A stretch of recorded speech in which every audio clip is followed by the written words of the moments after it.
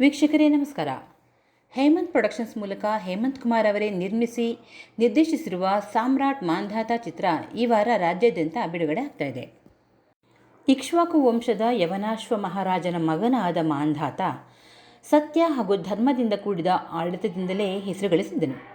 ಶತಬಿಂದುವಿನ ಮಗಳು ಬಿಂದುಮತಿ ಚೈತ್ರರಥಿಯನ್ನು ವರಿಸಿದ ಮಾಂಧಾತನಿಗೆ ಪುರುಕುತ್ವ ಅಥವಾ ಸುಸಂಧಿ, ಅಂಬರೀಷ ಮತ್ತು ಮುಚುಕುಂದರೆಂಬ 3 ಗಂಡು ಮಕ್ಕಳು ಮತ್ತು 50 ಹೆಣ್ಣು ಮಕ್ಕಳಿದ್ದರೆಂದು ಹೇಳಲಾಗುತ್ತದೆ.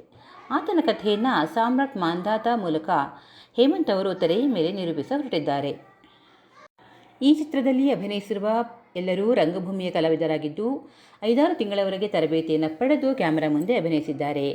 ತ್ರೇತಾಯುಗದ ಆದಿಭಾಗದಲ್ಲಿ ಭೂಲೋಕದಲ್ಲಿ ಅಧರ್ಮ ಹೆಚ್ಚಿದಾಗ ಧರ್ಮದೇವ ಶನಿ ಮಹಾತ್ಮನ ಮೊರೆ ಹೋಗುತ್ತಾನೆ. ಆ ಸಂದರ್ಭದಲ್ಲಿ ಶನಿ ಮತ್ತು ಲಕ್ಷ್ಮಿಯ ನಡುವೆ ಯಾರು ಶ್ರೇಷ್ಠರೆಂದು ನಿರ್ಧರಿಸುವ ಕಥೆಯೇ ಸಾಮ್ರಾಟ್ ಮಾಂಧಾತ.